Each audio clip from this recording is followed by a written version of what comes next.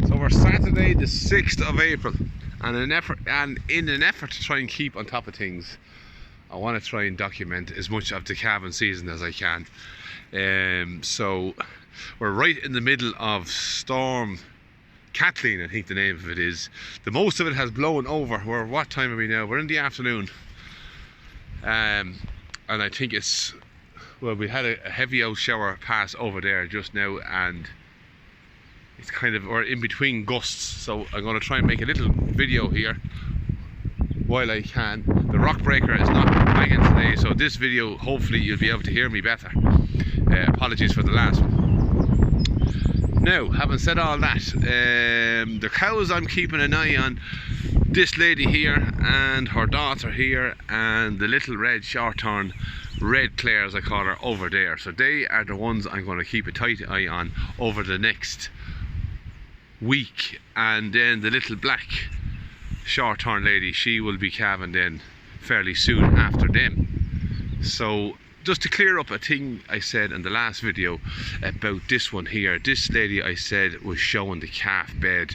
I meant to say she had a threatening prolapsed vaginal wall, which never materialized. There was a small little bit of pink showing the day she was sick last year, and it didn't seem to have any problem.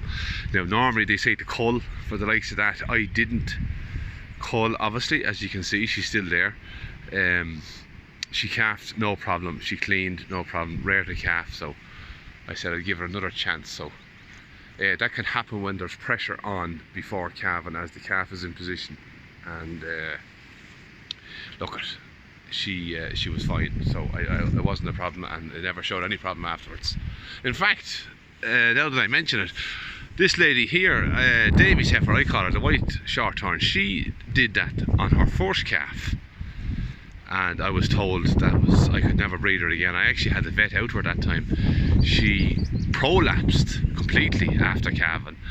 We had to get her stitched, and I almost lost her actually. She had a blocked urinary tract after her being stitched, and she was in agony, and I knew she wasn't right, so I called the vet back out again, and they introduced a straw into her into where she passes her urine, and she cleared the blockage, and she passed urine, and she passed urine, and she passed urine, and oh my god, was she relieved.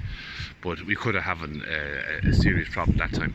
But she has calved 3 calves since, no problem. She's a little bit of a lazy calfer. I have a video of her calving last year, and I pulled the calf. She's not here now, she's at home with the rest of them. But I pulled the calf because she's very, very relaxed. She just kind of hangs around all day with the calf sitting there. So yeah, that's the carry on there.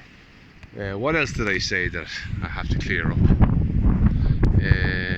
Oh, I can't remember. It was mostly that anyhow. So that's the situation at the minute. I'm going to have to give them a little bit of silage there now. I have to go and get more today. I didn't give them enough just now. So I'm going to go and get another bale and come in later on this evening, and I'll leave them lots of it in here. The wind, there was a warning on for this wind, and I think it's going to the warning finishes at 6 this evening. So out from that now, it's not too bad. It's fairly mild. There's a mild wind coming up from the south with that storm, so mild wind I don't mind. So there's a little bit of drying in between them showers, funny enough, and there's a little bit of growth coming all the time. Now I'm kind of sacrificing this area here to try and let the rest of the farm get ahead, as I was saying in the last video. So yeah, so without repeating myself, I can leave it at that, I suppose. There's no sign of the swallows yet. The swallows should be here any day. I have a feeling they may come in with that storm. They have to wait for a southerly breeze to come so they can carry themselves in with so they won't be flying again the current. Much easier to fly with the current, so I'm expecting a few swallows to blow in from the south. From tomorrow on I expect to see a swallow, or maybe it's too early, but I'm hoping to see them soon. It's great to see the swallows, and I must ring a friend of mine over in Sligo as well, Scotty from Cuckoo Cottage. I must give him a shout to see has he any cuckoo heard yet. It's still early, but I'm waiting to get the call from when we do hear the cuckoo. So yeah, we're mad anxious for summer, and we're looking forward to the calving, which is going to happen any day now. So I'll do a little quick scan through. There's a lady now that looks nice and full. I was saying that I was concerned about her condition. She's thriving mad again now. So there's our little daughter here. They're real small little shorthorns. In fact, there's her daughter from this year as well. A different type of a heifer from her sister here.